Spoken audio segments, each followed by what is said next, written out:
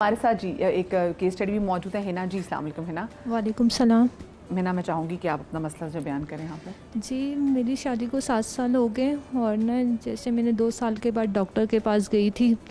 Doctor ने से तो उन्होंने जैसे मेरी रिपोर्ट्स वगैरह करी तो उन्होंने कहा कि आपकी यूट्रस में ना पानी की थैलियाँ बन रही हैं और जैसे ना मेरी पीरियड्स भी ना लॉन्ग टाइम के लिए अभी चलते हैं। जैसे ना आज 15 दिन तो लाजमी ही चलता है। और कह रही आपकी राइट ओवरी है, उसमें भी जैसे ना प्रॉब्लम है। अच्छा, आपने बोला पानी, आपकी यूट्रस में पानी की थैलियाँ आपने बोला? तो उन्होंने बीमारी का नाम बताया था आपको, एंडोमेट्रियोसिस या पीसीओ, क्या बताया था? पीसीओ बताया जी। था। अच्छा ठीक है। अच्छा, क्योंकि हमने पीसीओएस के वाले से बात भी करनी है, उसके बाद एंडोमेट्रियोसिस, ये भी एक ऐसी चीज़ है जिस पे हमने बात करनी है। तो आगा साहब, आप इस पे कुछ करना चाहेंगे? देखिए, जो इन्होंने कहा कि पानी की थैलियाँ बन गई, वो सिस्ट हैं। सिस्ट का ताल्लुक कहीं न कहीं एंडोमेट्रियम से है। एंडोमेट्रियम से भी है, मैनेजमेंट ऑफ हार्मोन से भी है। और जब तक कि वो तमाम चीज़ें ठीक नहीं होंगी, सारे मसाइल कभी भी ठीक नहीं होंगे। नंबर 2 बात ये कि 2, 3 साल, 4 साल बाद आप डॉक्टर के पास गए, थोड़ी सी कहीं कॉम्प्लिकेशन थी जो बहुत ज़्यादा बढ़ गई। अब ये तमाम चीज़ें जो है, इसके लिए जो हम आज तमाम चीज़ों को कहने की कोशिश कर रहे हैं, इसमें जिस तरह इनका मसला है या और मसला है, डॉक्टर साहब ने भी कुछ चीज़ें डिस्कस की। मैं सिर्फ एक एडवाइस इस प्लेटफॉर्म से देना चाहूँगा कि वो लोग जो इनफर्टिलिटी के पेशेंट्स हैं, वो कभी भी डॉक्टर के पास अपने ख़ानदान को ले जाने के बजाय प्रीफर करें कि सिर्फ कपल जाए। कपल जब तक के खुद नहीं जाएगा तब तक के दोनों का इंटरेस्ट शो नहीं होगा। वरना तो हमारे यहाँ तो रिवायत है कि जो साहब हैं, उन्होंने पहली शादी में औलाद से औलाद नहीं हुई तो उन्होंने दूसरी कर ली, दूसरी हुई तो तीसरी कर ली। तीसरी के बाद किसी ने समझाया कि भाई अपना भी टेस्ट करा लो, तो पता चला कि वहाँ 0 था। तो मेरी दरख्वास्त ये कि जब जो हम आज अगर मुख्तसर तरीन पैगाम इस पूरी महफिल का अगर देना चाहें, तो मेरा ख्याल है कि पैगाम यही है कि जी, कपल हमेशा डॉक्टर के पास जाए। हाँ, उनका एक अपना कंफर्ट लेवल भी। नीलम बुखारी हमारे साथ कॉलर भी मौजूद है। अस्सलाम वालेकुम जी। वालेकुम सलाम। जी नीलम, आप क्या कहना चाहेंगी? मैं ये कहना चाह रही हूँ कि मुझे 6 साल से औलाद नहीं हो रही। जी जी जी, तो मुझे मस्त कौन से टेस्ट करवाने हैं जिससे पता लगे कि मुझ में कोई कमी है या मेरे हस्बैंड में। अच्छा, आप किसी गायनेकोलॉजिस्ट के पास वैसे गई हैं? गए हैं, लेकिन रिजल्ट कुछ अच्छा नहीं मिला। 2-3 मंथ के लिए इलाज करवाया है, लेकिन अभी तक कुछ नहीं हुआ। तो अभी डॉक्टर से बात करनी है कि मुझे जब देखिए नीलम, मुझे एक चीज़ बस आपको समझानी है कि देखिए 2-3 महीने के इलाज से कुछ नहीं होता, ठीक है। एक तो आप प्रॉपर गायनेकोलॉजिस्ट को दिखाएं जो कि आपके प्रॉपर जो बेऔलादी का इलाज करें। आपके टेस्ट होंगे सारे आपकी हिस्ट्री के हिसाब से, कि आपके जो सिम्टम्स होंगे उसके हिसाब से। कुछ हार्मोन्स के टेस्ट होते हैं, जैसे साहब ने भी बताया कि वो माहवारी के कुछ स्पेसिफिक डेज पे हम कराते हैं। पहले पता चले कि आपकी तशखीस हो जाए कि प्रॉब्लम क्या है, आपके बच्चेदानी में प्रॉब्लम है, ट्यूब में, या आपके अंडे नहीं बनने, उसके हिसाब से फिर इलाज तजवीज़ किया जाता है। लेकिन इस ज़रूरी चीज़ समझने वाली ये है कि इसमें इलाज में टाइम लगता है, ठीक है। 3 महीने, 6 महीने, साल भी लग सकता है। आप डॉक्टर के पास एक दफ़ा जाके मायूस ना हो जाए। आपको वैसे डॉक्टर ने बताया क्या था, प्रॉब्लम क्या है? मुझे बस जब महीने की साइकिल शुरू स्टार्ट होती है तो मुझे दर्द होता है पास में।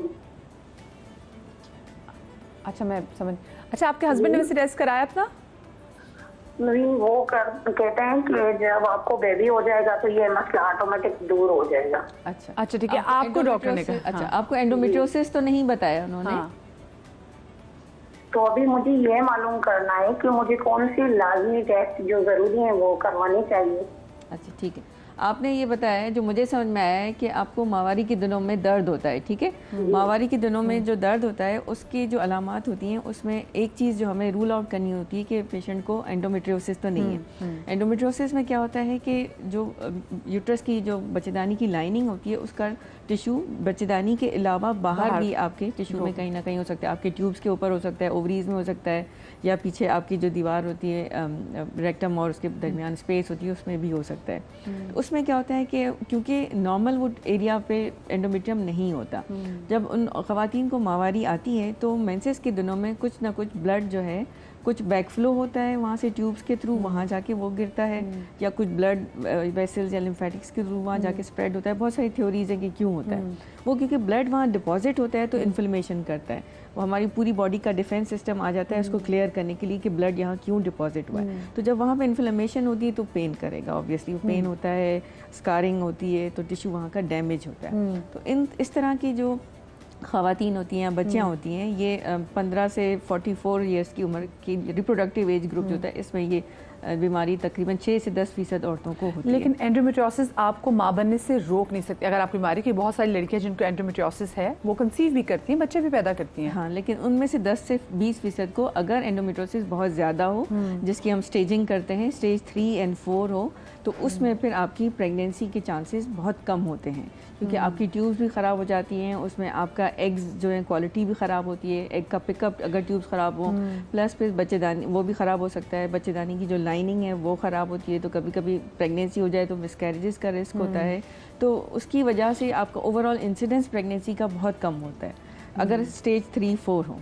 तो अच्छा। अगर एंडोमेट्रियोसिस इसकी भी स्टेज है एंडोमेट्रियोसिस बिल्कुल, इसकी तो स्टेजिंग अच्छा कि स्टेज 1 है। और एंडोमेट्रियोसिस जब मैं पढ़ भी रही थी उसमें था कि आपको आपके पहले सर्कल से शुरू हो सकती है और ये फिर आपको आपके मेनोपॉज तक रहती है, और इसका क्योर समहाउ अभी तक नहीं है, बट आपको उसको मेडिकेशन के थ्रू उसको ट्रीट करते रहना चाहिए। बिल्कुल, इस बीमारी क्योंकि ईस्ट्रोजन डिपेंडेंट डिजीज़ है, ठीक है, आपकी बॉडी में ईस्ट्रोजन तो औरतों को हर महीने बनता रहता है, हार्मोन है आपकी बॉडी में आएगा, तो आपको जब जब मेंसेस आएंगे आपकी डिजीज़ जो है ना वो प्रोग्रेस करती रहेगी, इसलिए इसको क्रॉनिक डिजीज़ कहते हैं। तो इसका इलाज मतलब आप बीमारी ख़त्म नहीं कर सकते, लेकिन आप सिम्टम्स को कंट्रोल कर सकते हैं। किसी को अगर दर्द है तो आप दर्द की दवाई दे दें, या कुछ अरसे के लिए उनको हार्मोन्स की दवाई दे दें।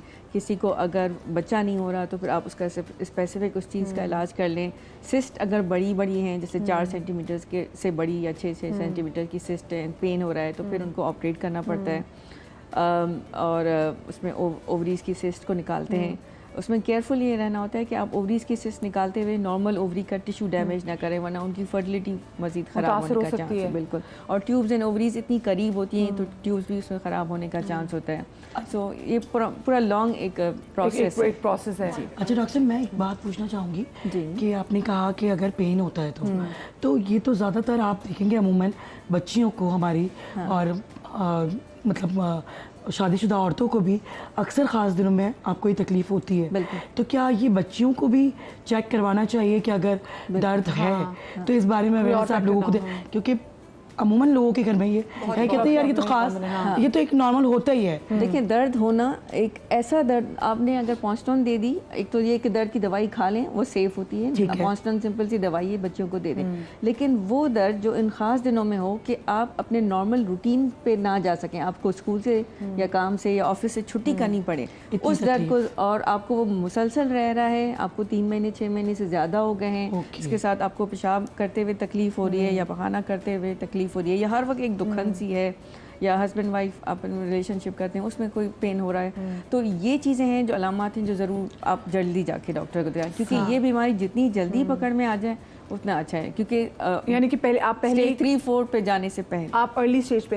अच्छा मारिया, मैं आपसे एक चीज़ डॉक्टर साहब आपको बड़ी इंटरेस्टिंग एक साइंटिफिक एविडेंस बताऊं कि जो जेनेटिक कंपोनेंट है वो दोनों में, एंडोमेट्रियोसिस और साइकेट्रिक इलनेस में, नफ्सियात के मसाइल में एक जीन्स कॉमन है। सो इनको कहते हैं बाई डायरेक्शनल। बिल्कुल, तो इनको, जिनको एंडोमेट्रियोसिस होता है उनको कहीं ना कहीं नफ्सियात वाले मसाइल का एलिमेंट आता है, और जिनको नफ्सियात के मसाइल होते हैं उनको एंडोमेट्रियोसिस भी होता है। कितना लिंक्ड है आप एक इस स्ट्रेस अभी फाइंड आउट हुआ है। और स्ट्रेस तो डॉक्टर साहब, स्ट्रेस तो आजकल आलमी इदारा सेहत के मुताबिक सबसे नंबर 1 प्रॉब्लम है। बच्चे भी कह रहे थे ना बच्चों में stress है। और इसके बारे में हमेशा मैं एक मिसाल देती हूँ कि आपने कितना ही खूबसूरत जूता पहना हो, ब्रांडेड हो, लेकिन अगर उसमें एक कील है और वो आपको चुभ रही है तो आप कभी भी अच्छे से अच्छा रास्ता भी नहीं तलाश कर तय कर सकते, वॉक ही नहीं होगी, वॉक नहीं कर सकते ना, वो आपको स्ट्रेस हो रहा है, आपको नहीं पता चलता, लेकिन जब आपको वो कील चुभना शुरू होता है तो फिर आप जाते हैं और डॉक्टर के पास जाते हैं, तब तक बहुत सारी चीज़ें हो चुकी भी होती हैं।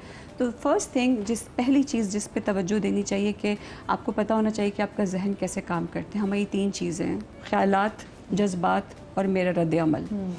मेरा नज़र का जाविया कैसा है, चीज़ों के बारे में मैं सोचती कैसे हूँ। जैसे डॉक्टर साहब ने बड़ी अच्छी बात की, अगर मुझे वजह ही पता लग जाए कि एंजाइटी डिप्रेशन क्या है, फिर तो मसला ही हल हो जाए। बिल्कुल, हम उस मसले के पीछे इतना काम करते हैं, पता ही नहीं होता। दूसरा, मेरे मिजाज में उतार चढ़ाव कितना कॉमन है। क्या मैं छोटी छोटी बातों को लेके बहुत लंबे अरसे तक परेशान होती हूँ? क्या मुझे उदासी मायूसी के बहुत अलामात होते हैं? तीसरा, मेरा रद्द अमल क्या है? जब भी ज़िंदगी में कोई मुश्किल आई, कोई परेशानी आई, तो मैंने उसको रिएक्शन के तौर पे लिया कि मैंने उसके हल तलाश करने की कोशिश की। तो बड़ा सिंपल सा 4 सवालनामा, एक जैसे सारे नाजरीन के लिए और सारे डॉक्टर्स के लिए भी, 2 सवाल एंजाइटी के, 2 सवाल डिप्रेशन के, जिसको हम PHQ-4 स्केल कहते हैं। बहुत आसान है। 2 सवालात एंजाइटी से रिलेटेड, क्या मुझे हर वक्त बेचैनी, इज़्तिराब रहता है, इतना कि हर चीज़ को ले लेके रहता है, हर चीज़ ओवरथिंक हर दफ़ा हर वक्त रहता है, हर चीज़ को लेके।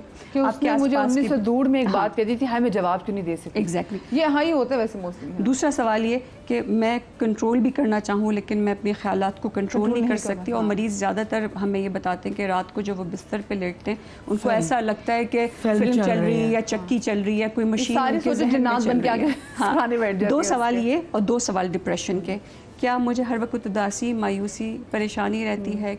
और नंबर 2 ये कि क्या जिन चीज़ों में मुझे मज़ा आता था, मेरी हॉबीज़ हैं, मेरे मशागिल हैं, क्या उनमें मेरा दिल नहीं लगता? Lack of interest. 4 सिंपल से सवाल आते हैं, 2 एंजाइटी के, 2 डिप्रेशन के। आपको कहीं से भी लिंक मिले फ़ौरन उसको रेफ़र करें, क्योंकि देखिए आपके पास अगर इलाज मौजूद है तो फिर आप इलाज क्यों लें? हम जहन को बिल्कुल एक ठप्पे की मानंद क्यों ले लेते हैं? हम सब घर वालों को इसमें सपोर्ट करना चाहिए। कहीं पे भी मियाँ को, सास को, ससुर को, बच्चों को फ़ील हो के दूसरे बंदे का जो रद्द अमल है या जो रवैया है वो ठीक नहीं है, तो आप सब मिल के उसको ठीक करने की कोशिश करें, बजाय ये कि उस पर ठप्पे लगा के उसको मज़ीद और बीमार करते हैं। बिल्कुल, जी जी। उसको ठीक करने की कोशिश करने के लिए अपना पॉजिटिव होना ज़रूरी है। नेगेटिव हो के आप उसको पॉजिटिव नेगेटिव है तो आप किसी को पॉजिटिव क्या करेंगे? बट लेबल बहुत है, लेबल बहुत है। डॉक्टर, एक छोटा सा जुमला, हम एंडोमेट्रियोसिस की बात कर रहे हैं और 2 मरतबा ये जुमला आया कि जी फर्स्ट डे से लेकर के मेनोपॉज तक होगा। मैं इसमें दरख्वास्त करना चाहूँगा, इसको ये तय कर लें कि इसके मुख्तलिफ दर्जे हैं। जैसे उन्होंने कहा स्टेज है, कुछ दर्जों में वो काबिल इलाज है, कुछ दर्जों में वो काबिल इलाज होने के साथ साथ वो कंसीव करने के काबिल भी है, और एक दर्जा ऐसा आएगा जहाँ पर वो कंसीव करने के काबिल नहीं है। तो इसको, इस जुमले को थोड़ा सा सेलिब्रेट यानी कि इसको आप इससे क्योर हासिल कर सकते हैं? बिल्कुल क्योर हासिल नहीं कर सकते, लेकिन उसकी प्रोग्रेस जो है उसको हम कम भी कर सकते हैं। अच्छा, और कंट्रोल कर सकते हैं। कंट्रोल करके वहाँ पर कोई खातून अगर है तो वहाँ पर उनके साथ अगर कोई प्रॉब्लम है तो वहाँ पर वो कंसीव भी कर सकती हैं। ये जुमला असल में मैं सिर्फ ये चाह रहा हूँ कि हम एक बहुत मुश्किल से एक बहुत मुश्किल टॉपिक पे बात कर रहे हैं। हमारी तरफ से कोई नेगेटिव मैसेज नहीं जा रहा है। अच्छा, लेकिन मुझे पता है जैसे हमारी बहन भी बैठी हुई है और जो इनको जैसे कह रही कि जिनको बच्चादानी में जो थैलियाँ भी हैं, ये आजकल ना, पहले टाइम में आगा साहब हमने इतना सुना नहीं था, बस शाजुन आदर को केस बताते थे कि भी हाँ वो जो उनकी फुप्पो थी ना, उनको ये मसला हो गया था, भी हो गया था। लेकिन आजकल हम जिस एरा में रह रहे हैं, हमारे आप 5 बच्चियाँ निकालेंगी ना, उनमें से 3 को समा कोई फाइब्रोइड या कोई ऐसा मसला होगा। ऐसा क्या हो रहा है हमारी डाइट में, हमारे आसपास की प्रॉब्लम हमारे में? हमारी पूरी डिस्कशन में 3 चीज़ें हम लोगों ने डिस्कस की। Number 1, management of hormone. अब मैनेजमेंट ऑफ हार्मोन के लिए हम कहाँ खड़े हैं, हमारी ग़िज़ा क्या है, और उन तमाम चीज़ों के अंदर हार्मोन्स का इन्वॉल्वमेंट कितना ज़्यादा है, तो उससे हमारी ज़िंदगी में क्या असर पड़ रहा है। नंबर 2, हमारी सोच क्या है। हम में से कितने लोग हैं जो किसी को मुश्किल में देखकर अपने पॉजिटिवनेस को बाकी रखकर उसको ठीक करने की कोशिश करते हैं। नंबर 3, हमारा जो दिन भर का, रात का जो हमारा मामूल है वो क्या है, लाइफस्टाइल क्या है। हम रात के 12 बजे क्या कर रहे होते हैं, हम सुबह 10 बजे क्या कर रहे होते हैं। अभी हम ये बात कर रहे थे कि हमारे पास जितनी भी कॉल आई रिमोट एरियाज से आई, इसलिए कि वो लोग जल्दी उठ जाते हैं। हमारे यहाँ जो मॉडर्न लाइफ स्टाइल वाले लोग हैं, अल्लाह का शुक्र है वो दोपहर के 2 बजे के बाद उठ